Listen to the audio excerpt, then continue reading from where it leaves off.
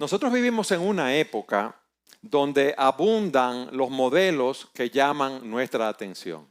Ahora están los famosos influencers o influenciadores, celebridades, deportistas, músicos que son muy admirados y todos presentan estilos de vida que muchas personas imitan y no consideran el estilo de vida de esa persona. Los jóvenes lo siguen y muchos adultos también. Esas personas nos dicen qué es el éxito, cómo ser feliz, qué valorar y lo hacen conforme a sus propios criterios, muchos de ellos. Y la pregunta es esta: ¿a quién estás siguiendo tú? ¿Qué tipo de vida tú estás imitando?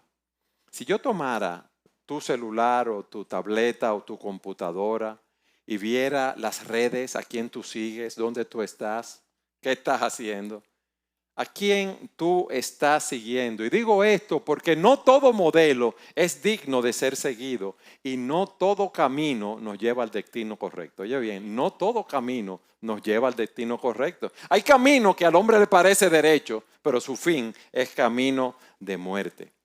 Y fíjense en algo, el problema no es si imitamos a alguien, porque todos nosotros imitamos a alguna persona. En la vida todo lo hacemos, aunque no querramos reconocerlo. Y la cuestión no es evitar la imitación, sino discernir a quién nosotros vamos a imitar. ¿Por qué? Porque esa decisión puede acercarnos a Cristo o puede alejarnos de Cristo. Y en el texto que vamos a ver hoy en Filipenses capítulo 3, versículo 17 al 21, se nos habla de dos caminos. Hay personas que son enemigas de la cruz, hay personas que son ciudadanos del cielo y por eso hemos titulado este mensaje así: la ciudadanía celestial o ciudadanos del cielo. Porque cuidado si tú estás imitando a aquellos que siguen los valores terrenales y no a aquellos que siguen los valores celestiales. Y este pasaje que vamos a estudiar hoy es una exhortación, es un llamado urgente a que nosotros examinemos nuestras vidas. ¿Cómo estamos viviendo? ¿Como ciudadanos del cielo? ¿Estamos anhelando la venida del Salvador? ¿O estamos siguiendo ejemplos que nos alejan de la cruz? Y Pablo, con ese gran corazón pastoral, nos lleva en este texto que vamos a leer a examinarnos y a ver si estamos caminando también con esperanza hacia nuestra patria celestial. Porque en este mundo, donde se promueven tantos modelos a seguir, necesitamos sabiduría para saber qué modelo estamos siguiendo.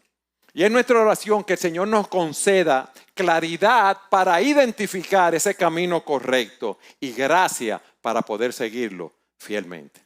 Y con eso en mente, yo quiero que ustedes me acompañen a Filipenses capítulo 3 y leamos de los versículos 17 al 21. Filipenses 3, 17. Hermanos, dice el apóstol, sean imitadores míos y observen a los que andan según el ejemplo que tienen en nosotros. Porque muchos andan como les he dicho muchas veces y ahora se los digo aún llorando, que son enemigos de la cruz de Cristo, cuyo fin es perdición, cuyo Dios es su apetito y cuya gloria está en su vergüenza, los cuales piensan solo en las cosas terrenales. Porque nuestra ciudadanía está en los cielos, de donde también ansiosamente esperamos a un Salvador, el Señor Jesucristo, el cual transformará el cuerpo de nuestro estado de humillación en conformidad al cuerpo de su gloria, por el ejercicio del poder que tiene aún para sujetar todas las cosas a Él mismo. Pablo nos está haciendo un llamado triple aquí. Para los que llevan apuntes, el bosquejo es bien sencillo. Un llamado a imitar a los que siguen a Cristo en el versículo 17. Lo segundo, un llamado a llorar y a denunciar a los enemigos de la cruz. Y en tercer lugar, el llamado a vivir como ciudadanos del cielo. Y lo primero que vamos a ver es ese llamado a imitar a los que siguen a Cristo. Miren lo que dice Pablo: hermanos, sean imitadores míos y observen a los que andan según el ejemplo que tienen en nosotros. Pablo empieza con una palabra cálida, hablándole a los hermanos. Es un tono pastoral, es un tono cercano, porque él sabe que esos hermanos en Filipos necesitan una dirección clara, que necesitan ver modelos confiables. Y le dice: sean imitadores míos. Le dice, ese verbo se puede traducir: lleguen a ser, sigan mi ejemplo, tomen mi vida como modelo. Él no está pidiendo que copien su personalidad, que copien sus maneras, sus gestos. No, Él está pidiendo que copien su pasión por Cristo, su entrega al evangelio, su perseverancia en medio de las pruebas. Él no se está presentando aquí, como veremos más adelante, como alguien que es perfecto, sino un creyente que está avanzando cada día en santidad, creciendo a la imagen de Cristo. Como él dice: para mí el vivir es Cristo. Él no quiere formar discípulos de Pablo, sino discípulos de Cristo. En 1 Corintios 11:1, él dice: sean imitadores de mí como yo lo soy de Cristo. Yo estoy siguiendo a Jesucristo y yo quiero que ustedes me sigan a mí en ese sentido. Él sabía que su ejemplo solamente tendría valor en la medida que él reflejara ese carácter humilde del Señor Jesucristo, ese carácter de servicio, ese carácter de obediencia hasta la muerte. Pero nos dice algo más. Esa imitación no es algo individual, es algo que se hace en comunidad. Fíjense lo que él no dice: mírenme solo a mí. No, él no dice eso, sino que añade: y observen a los que andan según el ejemplo que tienen en nosotros. Esto nos enseña que la vida cristiana no es una vida solitaria. Ese verbo observen implica una atención intencional y que nos fijemos con discernimiento en aquellos que están viviendo conforme al evangelio. Si ustedes recuerdan, en el capítulo 2, él puso el ejemplo de Timoteo. ¿Se recuerdan? El ejemplo también de Epafrodito. Hombres ordinarios donde se manifestaba la humildad, el sacrificio y el servicio a Cristo. Él nos está diciendo: miren, no caminen solos, porque hay otros creyentes fieles a su alrededor que pueden animarles, que pueden guiarles con su ejemplo. ¿Por qué? Porque Dios utiliza vidas transformadas para formar a otros. Y estamos llamados, hermanos, a copiar esos modelos. Repito, no la personalidad del otro, no hablar como habla el otro, no comportarse como se comporta el otro en su gesto. No es eso, es en su pasión por Jesucristo, en nuestra lucha contra el pecado, en la fidelidad en la prueba, en un servicio humilde al Señor. Yo estaba viendo y Pablo tenía sus debilidades también. Y hay dos lugares donde se ve claramente. En Hechos 23 se dice que el sumo sacerdote Ananías ordenó a uno de los que estaban junto a Pablo, cuando él estaba haciendo una comparecencia, que lo golpeara en la boca. O sea, a Pablo le dieron un pecozón. Sí, un pecozón, eso fue. Y el sacerdote mandó a que se lo dieran. Y Pablo dijo: ay, sí, qué bueno, por el Señor, un pecozón. No. Él le dijo: Dios te va a golpear a ti, pared blanqueada, porque tú te sientas a juzgarme conforme a la ley y violas el mandamiento de la ley ordenando que me golpeen. ¿Ustedes ven? También en 2 Corintios 12:7, él tenía un aguijón en su carne. Y él dice: Dios me mandó ese aguijón para mantenerme humilde y dependiente de Él. Él estaba consciente de sus debilidades. Él no escondía sus luchas, sino que utilizaba esas luchas, esas debilidades, como oportunidades para confiar más en la gracia de Dios. Mis amados, ese es el modelo que nosotros tenemos que seguir. Esos hermanos que tú le preguntas: ¿cómo tú estás? Y te dicen: en victoria. Oye, pero yo no siempre estoy en victoria. A mí me da ansiedad. Hay cosas que me causan temor, hay cosas que me entristecen. Yo no estoy siempre en victoria. Y qué bueno es ver que Pablo no era impecable en ese sentido. Nosotros debemos imitar a aquellos que reflejan la belleza del evangelio. Nosotros debemos imitar a aquellos que están sirviendo con humildad y están perseverando en medio del sufrimiento. Tú debes mirar a aquellos que te hacen pensar más en Cristo, no en ti mismo. Ahora, ese llamado de Pablo no aparece en el vacío. Ese llamado es porque vamos a ver que en el contexto que sigue, que hay algunos que caminaban siguiendo el ejemplo de Cristo y otros que eran enemigos de la cruz. Y esos dos estilos de vida no pueden convivir. Tú no puedes vivir en el mundo con los patrones del mundo siendo un creyente. Estamos en el mundo, trabajamos en el mundo, vivimos en el mundo, en nuestro trabajo, con nuestra familia, en nuestro vecindario, en la sociedad está bien, pero no pertenecemos a ese mundo.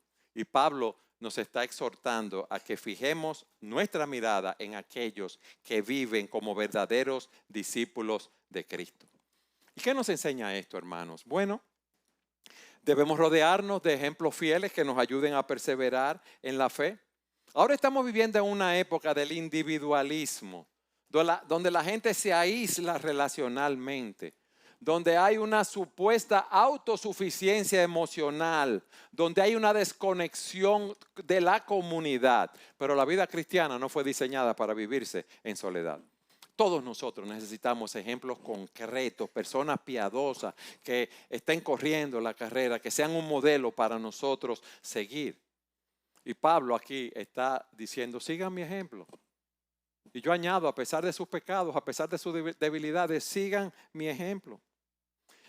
Leí la historia de un misionero de muchos años en la fe, que en momentos difíciles en las misiones, algo que lo sostuvo a él, no solamente era la mucha teología que sabía, la mucha Biblia que sabía, sino la imagen que él vio por años de su papá orando de madrugada cuando ellos se despertaban en la cocina de la casa, orando con lágrimas por los perdidos.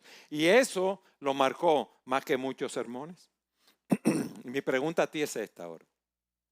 ¿Tú tienes a alguien que observes de cerca en tu caminar espiritual? ¿No lo tienes? Busca a alguien a quien tú puedas observar intencionalmente, a un creyente maduro, una persona que ore, que sirva, que persevere en medio de las pruebas y aprende su manera de vivir. No es nada complicado lo que te estoy pidiendo. Y aquí hay 200 y pico de miembros y un pico corto, hermanos con los cuales tú te relacionas y de los cuales puedes aprender. Ahora te voy a decir algo. Cuando tú lo busques, no esperes perfección, pero sí dirección. Acércate de aquellos que te van a empujar al cielo. Eso sí es bueno, a pesar de los defectos y de la lucha. Fíjense, eso es un discipulado. Y el discipulado es más que información, es una transformación por imitación. Uno recibe buena enseñanza aquí, pero en un sermón de 45 minutos no podemos contestar todas las preguntas y todas las inquietudes que ustedes tienen. Nosotros tenemos que ver vidas transformadas por esas enseñanzas. Cuando vamos a la casa de un hermano, de una hermana, de una familia, vemos cómo se comportan ellos en la casa, cómo es ese matrimonio, si están casados, cómo tratan con sus hijos. Si usted va a la epístola de Tito en el capítulo 2, los creyentes maduros, hombres y mujeres, están llamados a formar a otros, no solamente con sus palabras, sino mostrando rasgos de piedad en sus vidas, el dominio propio, la reverencia, el amor, el testimonio. Eso no se aprende escuchando, sino viendo cómo las personas viven. Y ese crecimiento espiritual ocurre cuando nosotros vemos esos modelos. O sea, si tú eres de las personas que vienes a la iglesia y escuchas el sermón y luego en la semana no te relacionas con nadie, yo te quiero decir que haz el esfuerzo de vivir esa vida comunitaria, de relacionarte con otros hermanos y hermanas de la iglesia, que personas que vivan lo que están predicando. Y por eso nosotros fomentamos aquí el discipulado. Personas que son nuevos creyentes. Hay otros hermanos que aquí están en la disposición de ayudarlos, de caminar con ellos, una reunión semanal, estudiando una epístola, contestar sus inquietudes. Y es un proceso que lleva varias semanas o varios meses. Ahora, mi pregunta a ti es esta. Tú como miembro de la iglesia, tú estás viendo de cerca cómo otros se aman, cómo se perdonan, cómo se sirven unos a otros, cómo oran unos a otros, cómo luchan contra el pecado, cómo perseveran en el sufrimiento. Tú te estás exponiendo a esas vidas que te forman de verdad. Miren, este próximo miércoles tenemos un tiempo de alabanza y oración aquí. Qué bueno que tú vengas y conozcas a más hermanos y conozcas también la problemática de algunos hermanos y conozcas qué estamos haciendo en la expansión del reino de Dios. Por eso es la importancia de que tú te involucres en un grupo pequeño en la iglesia, donde la fe se vea, no solamente la estemos escuchando. Aquí hay muchos grupos pequeños, hay grupos por zonas de hombres y mujeres en la zona geográfica donde están, van los que son estudiantes, los que están casados, los que son solteros, y ahí se comparte con el mensaje cada semana. Tenemos que ver esos ejemplos. Y ahora hay algo más que quiero que recuerde. Todos nosotros somos ejemplos, buenos o malos. Ahora, la pregunta es esto. ¿Qué tipo de ejemplo eres tú? Porque tu vida comunica más que tu palabra. Tú le puedes predicar a alguien, hey, mira el Señor y yo estoy afianzado en el Señor, y vas en el carro hablando y se te para un chofer de carro público y tú te apeas dispuesto a matarte con él. Y entonces, nosotros somos ejemplos. Quizás tú nunca hayas predicado un sermón ni dado una clase, pero tu manera de cómo tú vives, cómo tú tratas a tus compañeros de trabajo, a tu cónyuge si eres casado, a tus hijos, habla mucho. Cómo tú reaccionas ante el estrés. Tu testimonio está dejando una huella. ¿Podrías decir, haz lo que yo hago en tu vida devocional? Copia mi vida devocional. Copia mi vida familiar. Copia mi testimonio en el trabajo. Recuerden, no se trata de perfección, eso lo voy a repetir, sino de sinceridad. Reconocer los pecados, un arrepentimiento constante, pero un crecimiento visible. Y hoy es un día bueno para que tú decidas vivir con coherencia en ese sentido, con propósito.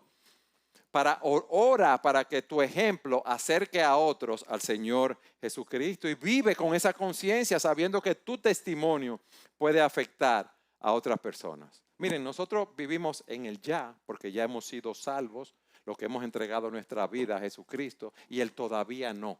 O sea, todavía no hemos sido glorificados. Todavía tenemos pecado remanente en nosotros. Ya el pecado no reina sobre nosotros, pero tenemos esa lucha. Pero nosotros debemos seguir avanzando hacia adelante. Tras exhortar a imitar esos ejemplos piadosos, Pablo ahora presenta un contraste solemne. Hay muchos que no caminan hacia Cristo. Hay muchos que son enemigos de la cruz. Mis hermanos, y viendo esto, el llamado de él, este es nuestro segundo punto, un llamado a llorar por esas personas y denunciar a los enemigos de la cruz porque van a un camino de perdición. Es algo triste. Tantas personas que dicen que son cristianas, tantas personas que están sentadas en los bancos de la iglesia.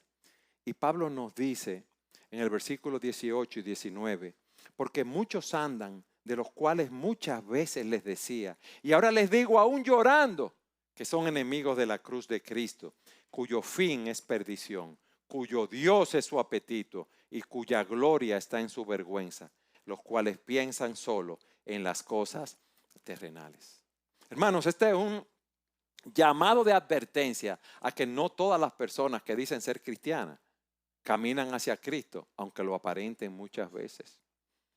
Porque muchos andan, y eso que dice Pablo, no es un andar ocasional de una caída de un creyente ocasional, sino de una forma de vida, una trayectoria de vida, un estilo de caminar continuo que está lejos del evangelio.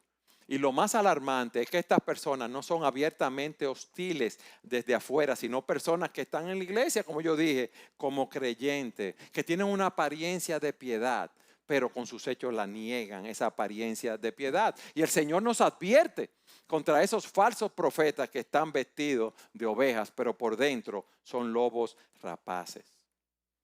Tito 1:16 nos dice, profesan conocer a Dios, pero con los hechos lo niegan, siendo abominables, desobedientes y reprobados para cualquier obra buena. Ahora, fíjense el corazón pastoral de Pablo y el corazón que nosotros debemos tener. Pablo no los denuncia con desprecio o con odio, sino con lágrimas, de los cuales muchas veces les decía y aún le digo, aún llorando. Recuerden en Filipenses cómo él había denunciado a estas personas, pero aquí lo dice aún llorando, y es la única vez que Pablo se presenta llorando en un tiempo presente. ¿Qué pasa con esas personas que son enemigos de la cruz? No es que ellos están opuestos, sino que ellos niegan el mensaje y las implicaciones de la cruz. No aceptan que la salvación es por gracia, por medio de la fe. No aceptan que debemos morir al yo, rechazar el mérito propio y vivir en santidad. No, ellos tienen sus propias teorías. Ser enemigo de la cruz es predicarlo de una manera diferente a como está aquí en su palabra.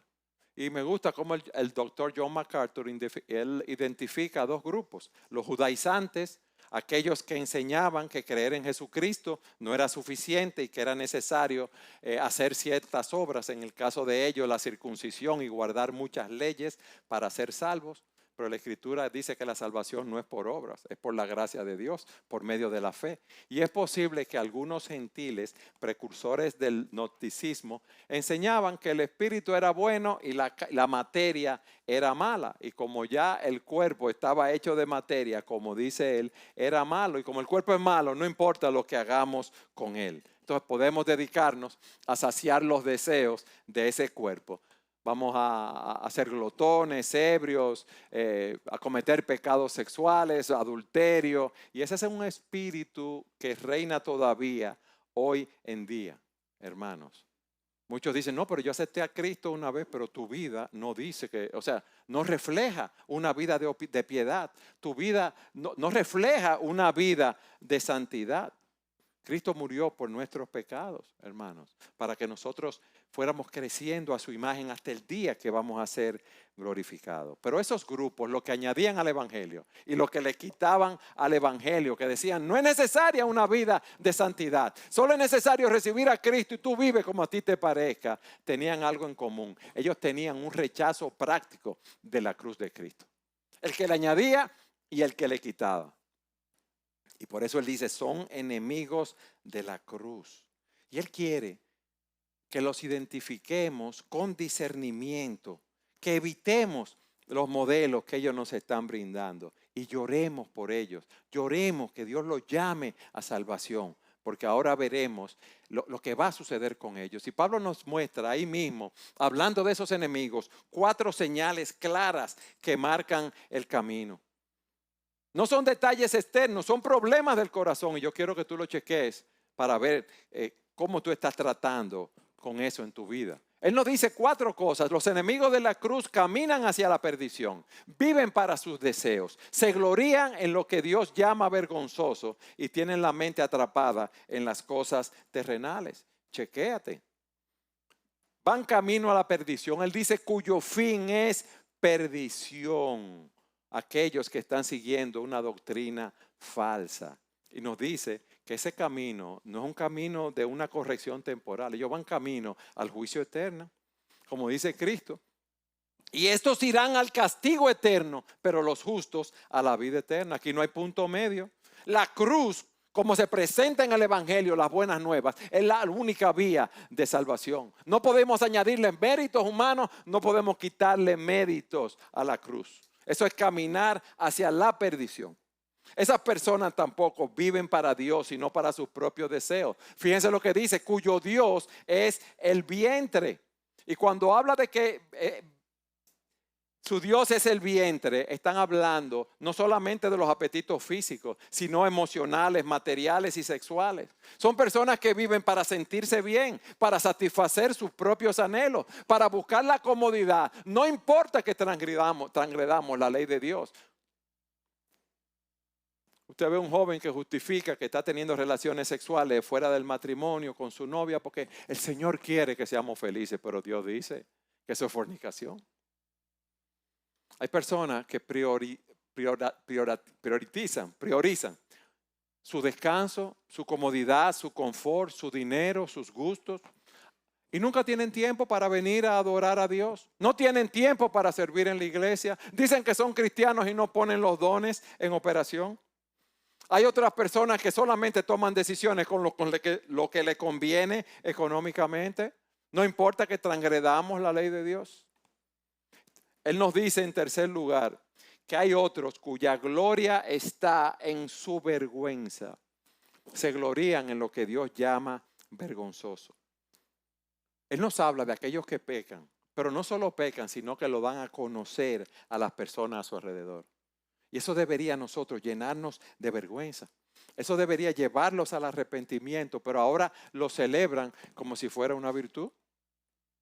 Y usted ve en las redes todos esos influencers, todos esos jóvenes hablando con malas palabras, diciendo lo que hacen, cómo cambian de pareja y muchísimas cosas más, hermanos. Eso es algo vergonzoso, pero ellos se glorían en eso.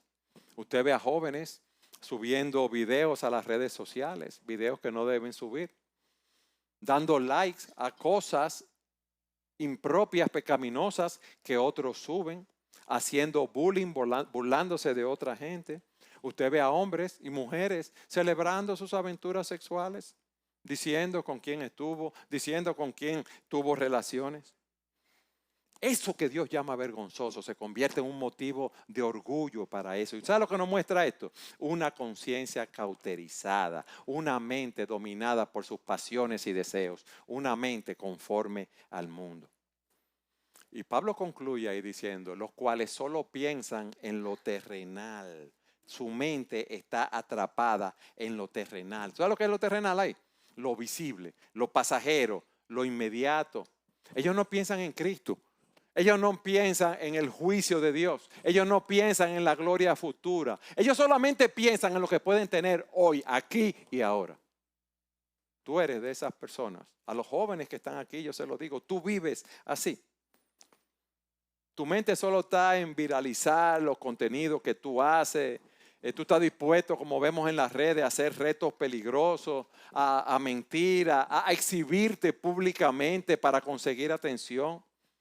Buscando hoy el aplauso sin considerar el impacto espiritual de lo que tú estás haciendo. Hay profesionales que sacrifican su integridad para escalar en su carrera mintiendo, manipulando, compitiendo deslealmente porque su única meta es el reconocimiento y el éxito temporal. Hay mujeres que centran su valor en sus condiciones estéticas, en los tratamientos, en la aprobación social, para verse jóvenes y perfectas. Y si no se ven así, no son valiosas. ¿Y por qué usted cree que todos esos centros de cirugía estética están desarrollándose y creciendo todo? Es por eso. Mis hermanos o hermanas, tú te puedes dar cuchilla hoy y te puedes quitar la papada, lo que es la cintura, la grasa y todo. Pero mañana va a volver a salir porque tú estás envejeciendo, es un proceso. Hazlo con dignidad si no hay algo médico, ¿verdad?, que te lo está impidiendo. Ponte a dieta, haz ejercicio. No. Pero yo tengo que tener la cinturita en tanto, la cadera en tanto, los muslitos así. No, así no es, hermano.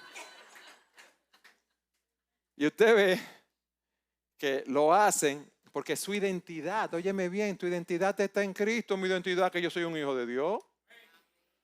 Ay, si me salieron canas antes a los 40 años, amén. Me estoy explicando, ¿y por qué me voy a complicar la vida? Bueno, si tú te quieres teñir, tú te puedes teñir, no hay problema. Yo no te digo que no, yo no estoy condenando eso. Fíjense, yo lo que te estoy diciendo es que no ates lo quien tú eres a eso, no busques la aceptación de la gente. Lo que tú tienes que buscar es la aceptación de Dios en tu vida. Y eso no lo estamos buscando. Tú eres cristiano, Dios te ha dado dones para que tú lo pongas en operación en el cuerpo. ¿Y qué significa eso? Bueno, que quizá el parqueo aquí no es tan cómodo, pero esta es la iglesia donde Dios te puso a servir, aquí que tenemos que servir. Aquí que tenemos que visitar a los hermanos y trabajar con ellos. Pero ya nosotros escogemos las iglesias por lo que es cómodo, social, económicamente, el gusto de nosotros. ¿Por qué? Porque nosotros no somos servidores. Nosotros somos consumidores. Yo voy donde yo me sienta bien. No, pero Dios te dio dones y talentos para servir. Para mí fue maravilloso ayer ver a esos 16, 18 hombres y sus cónyuges que van a salir a plantar, que están en diferentes lugares, algunos lugares difíciles. Oía el testimonio de un hermano que vino de Colombia, que vino y el apoyo que recibía de fuera se acabó, no se lo siguieron dando. Imagínense la crujía, una pareja de colombianos con 2 hijos, sin dinero, en Baní, República Dominicana. Un tiempo muy difícil, pero ahí siguió fiel. ¿Por qué? Porque él tiene un llamado a servir al Señor. Él no está buscando el bien propio en ese sentido. Los enemigos de la cruz caminan hacia su perdición, viven para sus deseos, se glorían en lo que Dios llama vergonzoso y tienen la mente atrapada en lo terrenal. Y de aquí aprendemos que una profesión externa, ay, qué lindo el Señor, yo lo amo, qué bueno, Dios me ha hecho muchos milagros, pero una profesión solamente de boca no garantiza una fe genuina. ¿Qué dice el Señor? No todo el que me dice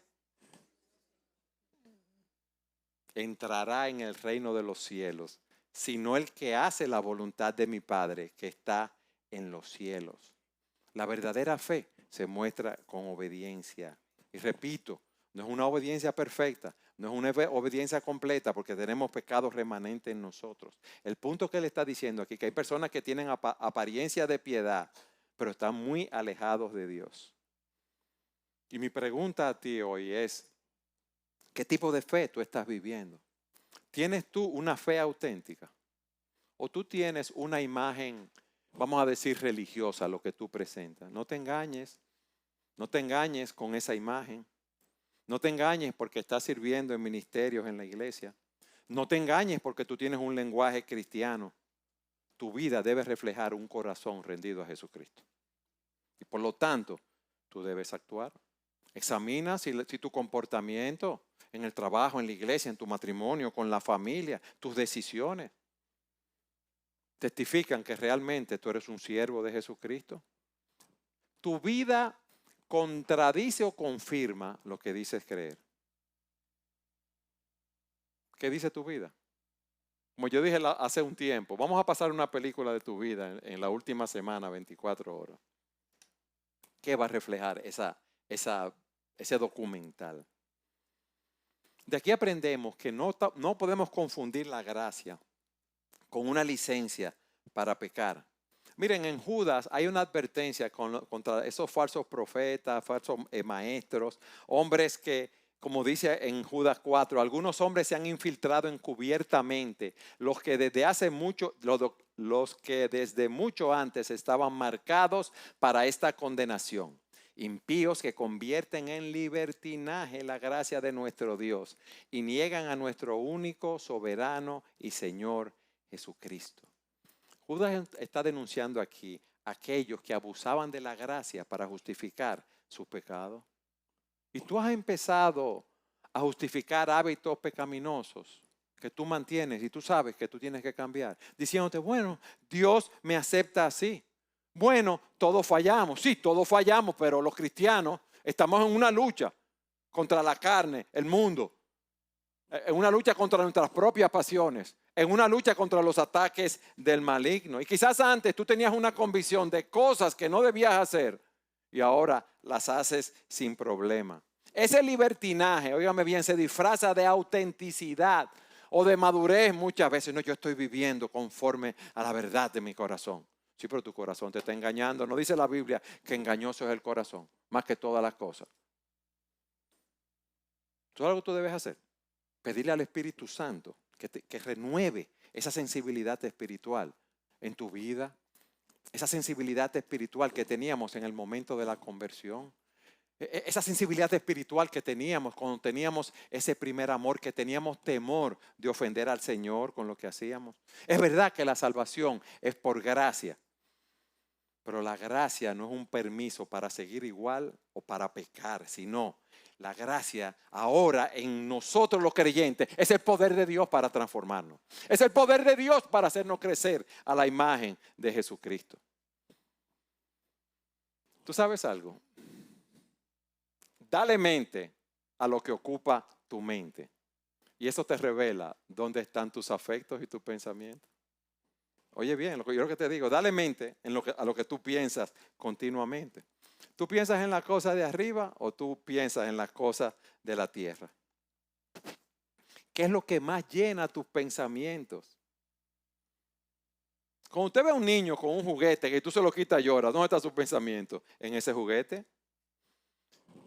Esos adolescentes que tú lo ves en las redes y buscando la aprobación social o los placeres, ahí es que está su mente. La mente tuya, ¿dónde está?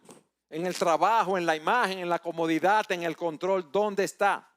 Si revisamos tus conversaciones, tus búsquedas, tus prioridades, veríamos a Jesucristo ahí en el centro. Ahí veríamos el deseo tuyo de agradar a Dios.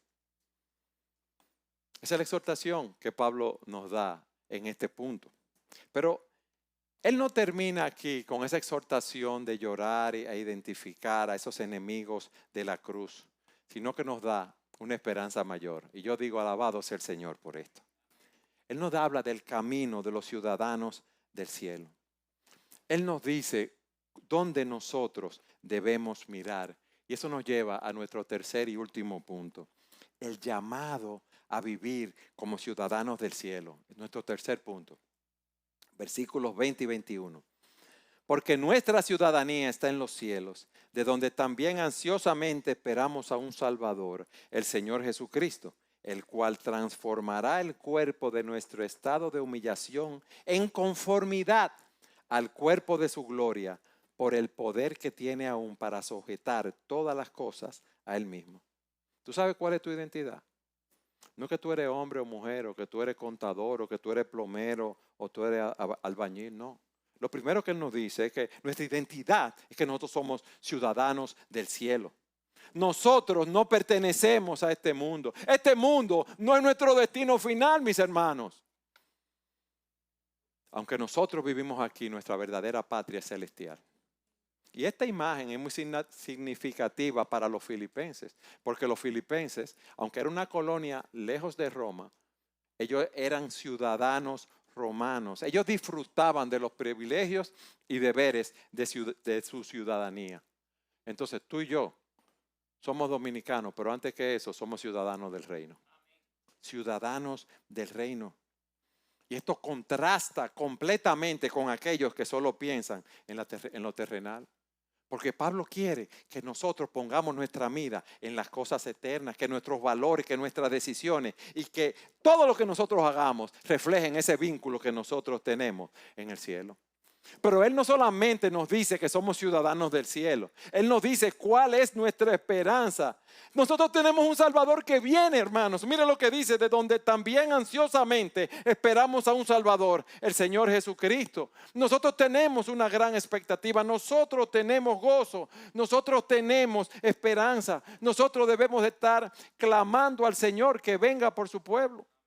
Y Él llama a Jesús Salvador y Señor para recordarnos que solamente Jesús no nos rescató de nuestros pecados, sino que Él va a volver con autoridad y Él va a cumplir esa obra. Nosotros no estamos esperando un evento, estamos esperando a una persona, a Jesucristo mismo, mis hermanos. Y lo vamos a ver, ya sea porque Él venga a buscar a su pueblo o ya sea porque el día que muramos vamos a abrir nuestros ojos en su presencia. Pero como si eso fuera poco, Él también nos dice cuál va a ser nuestra transformación de humillación a gloria. El cual transformará el cuerpo de nuestro estado de humillación en conformidad al cuerpo de su gloria. Hermanos, estos cuerpos están marcados por sufrimiento, por enfermedad, por debilidad y por muerte. Y por eso Pablo los llama cuerpos de humillación. ¿Por qué? Porque estos cuerpos reflejan la humillación del pecado. Pero eso no es lo que vamos a hacer siempre. Llegará el día cuando Cristo nos va a transformar completamente. Y la idea que nos da el texto es de un cambio visible que revela una nueva realidad gloriosa. No va a ser una mejora externa, no va a ser un tente ahí, no. Va a ser una renovación completa y definitiva. Y tenemos un modelo en conformidad al cuerpo de su gloria. Seremos semejantes al cuerpo glorificado de Cristo. Un cuerpo inmortal, un cuerpo nuevo, un cuerpo incorruptible. Así también lo seremos nosotros. Y eso será así porque Dios lo dice en su palabra. Y el Espíritu nos da ese testimonio en nuestros corazones. Mis hermanos, esa es la meta final de nuestra salvación. No es ser perdonados, sino ser conformados por completo a la imagen de nuestro Señor y Salvador Jesucristo. Dios no nos va a dejar a medio camino. Yo le podría prometer muchas cosas y decirle muchas cosas, pero yo no tengo el poder para hacer todo lo que puedo prometer. Nadie lo tiene. Yo le puedo decir a alguien, tú vas a vivir para siempre. No. Yo le puedo decir a alguien, tú nunca vas a tener problemas. No. Pero aquí hay algo que tiene seguridad. Y es el poder soberano del Cristo. Dice, por el poder que tiene aún para sujetar todas las cosas a Él mismo. ¿De dónde viene nuestra certeza? Del poder del Señor, de ese poder creador, de ese poder soberano, de ese control que tiene sobre todas las cosas. Jesús no es solamente nuestro Salvador, es el Señor soberano del universo. Y con ese mismo poder que creó, con ese poder que resucitó, con ese poder que sostiene al mundo, será usado para glorificarnos a ti y a mí.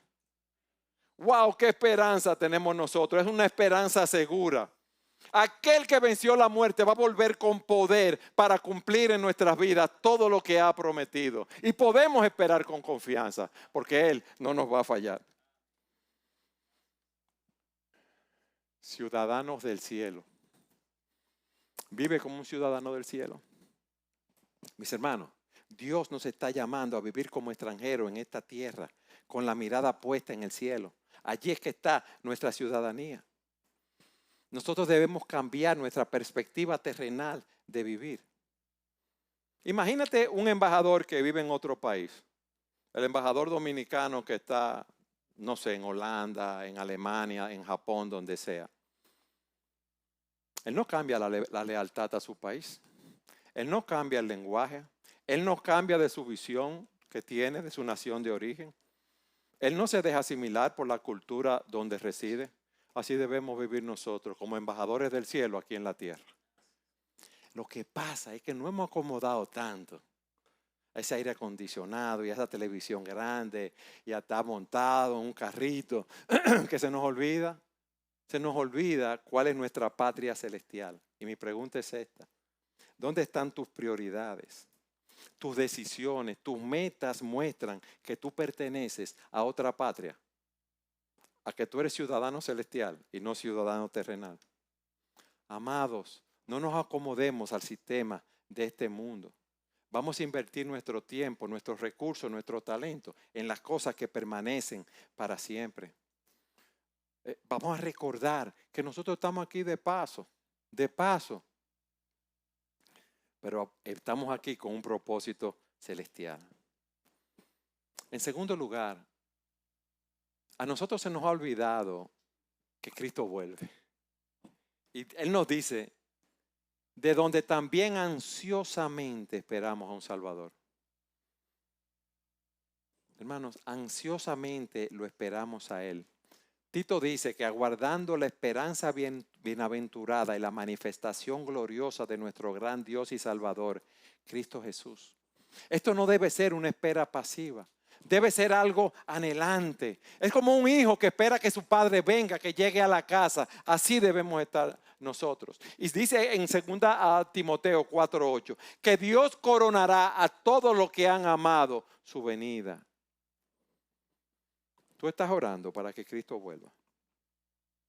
Tú tomas decisiones pensando que Cristo puede volver hoy.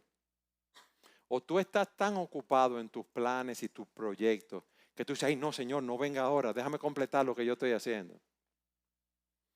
Estamos tan llenos de nuestros planes que nos hemos olvidado de servir a ese Rey que vuelve. Pero el saber que el Señor vuelve debe llevarnos a vivir en santidad. Debe llevarnos a comunicar las buenas nuevas del Evangelio a los perdidos. Debe llevarnos a una vida más profunda de adoración al Rey de Reyes y Señor de Señores. yo vuelvo y digo, lo que vimos ayer en esos plantadores son hermanos de una extracción muy humilde y están en sitios, muchos rurales, semirurales, trabajando, sirviendo allí al Señor. Y nosotros tenemos muchas maneras de apoyarlo, orando por ellos, dándole el apoyo que le está dando la red de la gracia, mandándole tarjetas, saber quiénes son esos hermanos, visitarlos si podemos a muchos de ellos, contribuir económicamente con la red de la gracia para soportar, apoyar a esos hombres predicando el Evangelio de Jesucristo. Pero nuestros proyectos no nos permiten hacerlo, nuestros proyectos personales. A ver, yo tengo un televisor de 70 pulgadas y yo quiero uno de 85, yo no sé si eso existe, entonces yo no puedo ayudar a ese hermano, no. ¿Cómo es eso, hermano? Tenemos recursos para nosotros y no tenemos recursos para invertir en el reino porque estamos esperando que Jesucristo venga y no queremos que esas personas vayan a un juicio eterno, a una condenación eterna.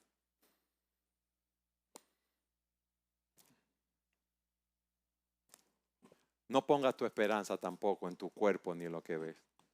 Es verdad que tenemos una librita de más, y es verdad que hay unos chichos, y es verdad que tenemos papada, eso es verdad. Pero Dios va a transformar este cuerpo de humillación en un cuerpo semejante al del Señor Jesucristo. Pablo dice, aunque nuestro hombre exterior va decayendo, el interior se renueva cada día. Y luego dice, esta aflicción leve y pasajera produce un mayor y eterno peso de gloria.